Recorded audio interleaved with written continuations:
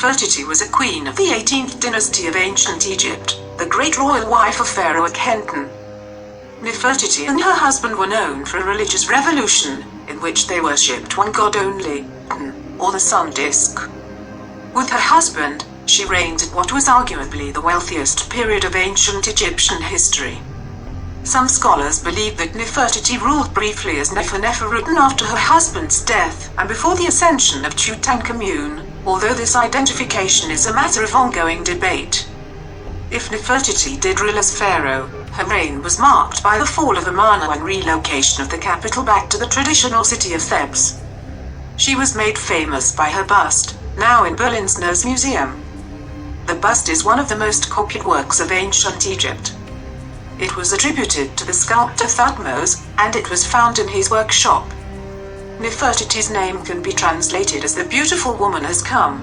Nefertiti's parentage is not known with certainty, but one often cited theory is that she was the daughter of I, later to be pharaoh. One major problem with this theory is that neither I or his wife Te are explicitly called the Atheran mother of Nefertiti in existing sources. In fact, Te's only connection with her was that she was the nurse of the great queen, Nefertiti, an unlikely title for a queen's mother. At the same time, no sources exist that directly contradict I's fatherhood, which is considered likely due to the great influence he wielded during Nefertiti's life and after her death. To solve this problem, it has been proposed that I had another wife before Te, named Iri, whose existence and connection to I is suggested by some evidence. According to this theory, Nefertiti was the daughter of I and Iri, but her mother died before her rise to the position of queen, whereupon I married Te, making her Nefertiti's stepmother. Nevertheless, this entire proposal is based on speculation and conjecture. Nefertiti first appears in scenes in Thebes. In the damaged tomb of the royal butler Nefer, the new king Amenhotep IV is accompanied by a royal woman, and this lady is thought to be an early depiction of Nefertiti. The king and queen are shown worshipping the Ten. In the tomb of the vizier Ramose, Nefertiti is shown standing behind Amenhotep IV in the window of appearance during the reward ceremony for the vizier. During the early years in Thebes, Akhenaten, still known as Amenhotep IV, had several temples erected at Karnak. One of the structures, the mansion of the Ben Hwt Ben, was dedicated to Nefertiti. She is depicted with her daughter Mrithten, and in some scenes the Princess Mkethten participates as well. In scenes found on the Talatat, Nefertiti appears almost twice as often as her husband. She is shown appearing behind her husband the pharaoh in offering scenes in the role of the queen supporting her husband. But she is also depicted in scenes that would have normally been the prerogative of the king. She is shown smiting the enemy, and captive enemies decorate her throne. In the 4th year of his reign, Amenhotep IV decided to move the capital to Akhenaten, modern Amarna.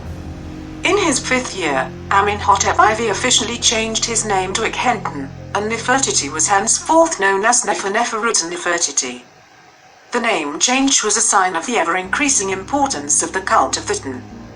It changed Egypt's religion from a polytheistic religion to a religion which may have been better described as a monolatry, the depiction of a single god as an object for worship, or henotheism, one god, who is not the only god.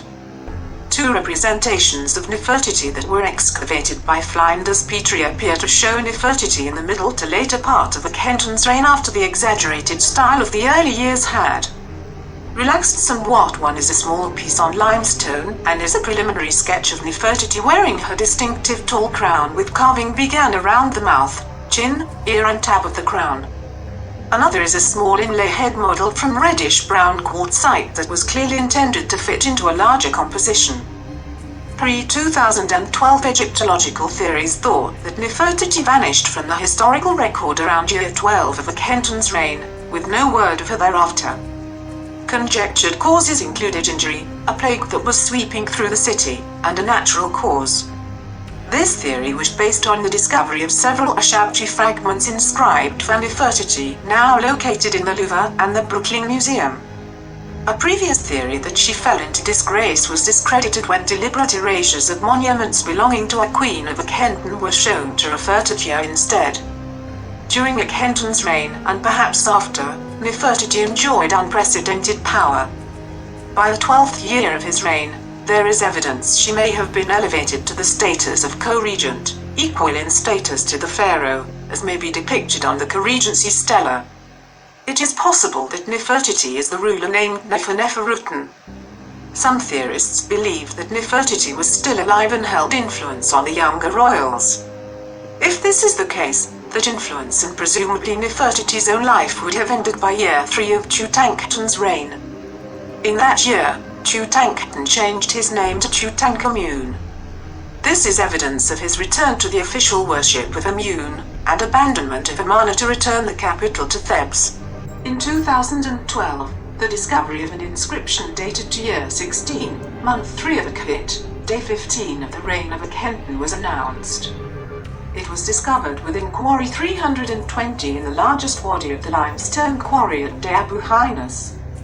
The 5-line inscription, written in red ochre, mentions of the presence of the great royal wife, his beloved, mistress of the two lands, Nefertiti.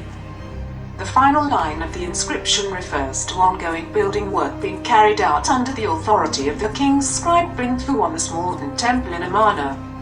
Van Dieper stresses that this inscription offers incontrovertible evidence that both Akhenaten and Nefertiti were still alive in the 16th year of his, Akhenaten's, reign and, more importantly, that they were still holding the same positions as at the start of their reign. This makes it necessary to rethink the final years of the Amarna period. This means that Nefertiti was alive in the second to last year of Akhenaten's reign, and demonstrates that Akhenaten still ruled alone, with his wife by his side. Therefore, the rule of the female Amarna pharaoh known as Nefertiti must be placed between the death of Akhenaten and the accession of Tutankhamun. This female pharaoh used the epithet effective for her husband in one of her Carthages, which means she was either Nefertiti or her daughter Meritene, who was married to King Smenkhka. Nefertiti's burial was intended to be made within the royal tomb as laid out in the boundary stele. It is possible that the unfinished annex of the royal tomb was intended for her use. However, given that Akhenaten appears to have predeceased her, it is highly unlikely she was ever buried there. One shabdi is known to have been made for her. The unfinished tomb 29, which would have been of very similar dimensions to the royal tomb had it been finished, is the most likely candidate for a tomb begun for Nefertiti's exclusive use. Given that it lacks a burial chamber, she was not interred there either. In 2015, English archaeologist Nicholas Reeves announced that he had discovered evidence in high-resolution scans of Tutankhamun's tomb, indications of two previously unknown doorways, one set within a larger partition wall and both seemingly untouched since antiquity. To the north, there appears to be signaled a continuation of tomb KB62. And within these uncharted depths an earlier royal interment, that of Nefertiti herself. Radar scans conducted in November 2015 by Japanese radar expert Hirogatsu Watanabe seemed to confirm Reeves' theory that there were likely voids behind the northern and western walls of Tutankhamun's burial chamber. A second radar scan could not replicate Watanabe's results. A third radar scan has eliminated the possibility that there are any hidden chambers. The positive findings of the first GPR scan were likely a result of ghost reflections of the signal from the walls. In 1898, French archaeologist Victor Loret found two female mummies among those cached inside the tomb of Amenhotep II in KV35 in the Valley of the Kings. These two mummies, known as the Elder Lady and the Younger Lady, were identified as likely candidates of her remains. An article in KMT magazine in 2001 suggested that the Elder Lady may be Nefertiti's body. It was argued that the evidence suggests that the mummy is around her mid-30s or early 40s, Nefertiti's guessed age of death.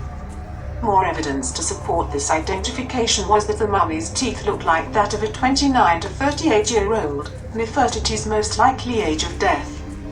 Also, unfinished busts of Nefertiti appear to resemble the mummy's face, though other suggestions included Akhenaten. However, it eventually became apparent that the Elder Lady is in fact Queen Thi, mother of Akhenaten. A lock of hair found in a coffinette bearing an inscription naming Queen Thi proved a near-perfect match to the hair of the Elder Lady. DNA analysis has revealed that she was the daughter of Uia and Thuia, who are the parents of Queen Thi, thus ruling her out as Nefertiti.